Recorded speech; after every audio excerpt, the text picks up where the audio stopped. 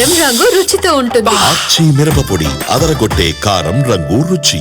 Nagarjuna Sagar project నీటి మట్టం గరిష్ట స్థాయికి చేరింది. దీంతో గేట్లు ఓపెన్ చేస్తున్నారు. లైవ్ చూద్దాం.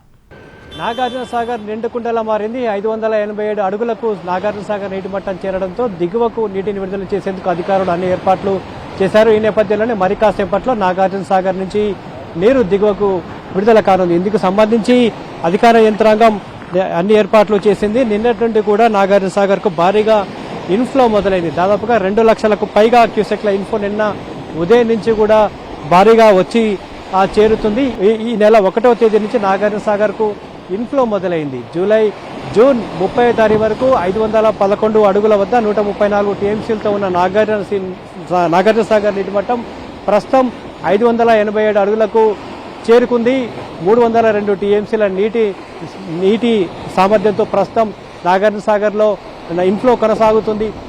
590 అడుగులు గరిష్ట నీటి మట్టం కాగా 312 టీఎంసీల పూర్తి స్థాయి నీటి నిల్వ సామర్థ్యం నాగార్జున సాగర్కు ఉంది. మరొక 10 టీఎంసీలు చేరితే నాగార్జున సాగర్ పూర్తి స్థాయి నీటి మట్టానికి చేరుకుంటుంది. మరొక 2 అడుగులు కనుక చేరుకుంటే మరొక 10 టీఎంసీల నాగార్జున సాగర్కు వచ్చి చేరుతాయి.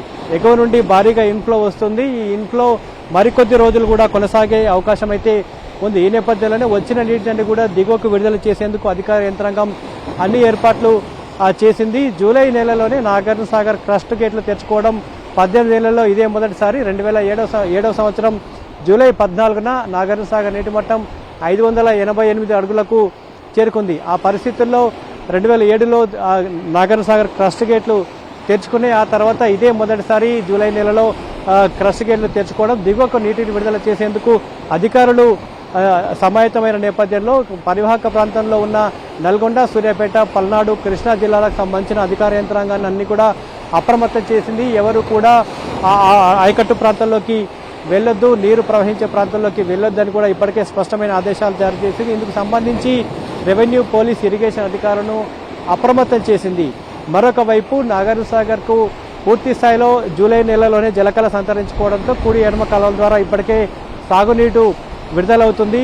అనేక కెనాల్స్కు కూడా నాగార్జున సాగర్ నుంచి నీటి విడుదల కొనసాగుతుంది. పూర్తి స్థాయి నీటి మట్టం జూలై నెలలో చేరుకోవడంతో 2 కెనాల్స్ సంబంధించి దాదాపుగా 22 లక్షల హెక్టార్ల ఆయకట్టుకు ఈసారి 2 సీజన్లకు ఎలాంటి డోకా లేదనే అభిప్రాయం అయితే వ్యక్తమవుతుంది. మరొక వైపు కృష్ణా పరివాహక ప్రాంతంలో ఇంకా వర్షాలు కురుస్తున్నాయి. సెప్టెంబర్ వరకు, అక్టోబర్ మొదటి వారం వరకు కూడా కృష్ణా పరివాహక ప్రాంతంలో వర్షాలు కురిసే అవకాశం ఉంటుంది. ఎగువన ఉన్న ప్రాజెక్టులు, నాగార్జున సాగర్ పైన ఉన్న ఎగువన ఉన్న అన్ని ప్రాజెక్టులు కూడా ఇప్పటికే నిండుకుండలా మారడంతో ఇక ఎగువ నుంచి ఎగువన కురిసే వర్షాలతో వచ్చే నీరంతా కూడా అన్ని ప్రాజెక్టులను దాటుకొని నాగార్జున సాగర్కు చేరుకునే అవకాశం ఉంది. కాబట్టి ఇక నాగార్జున సాగర్ ఆయకట్టు ప్రాంతంలో ఈ ఏడాదికి సంబంధించి 2 సీజన్లలో ఎలాంటి ఇబ్బందులు తలెత్తవని మనం చాలా స్పష్టంగా చెప్పుకోవచ్చు. ఈ పెరిగిన నీటి మట్టం ఇటు రైతాంగాన్ని, విద్యుత్ ఉత్పత్తికి మేలు చేసే అవకాశం ఉన్నట్లుగా మనం చెప్పుకోవచ్చు. కెమెరామెన్ బాలుతో విజయభాస్కర్, NTV, నల్గొండ జిల్లా.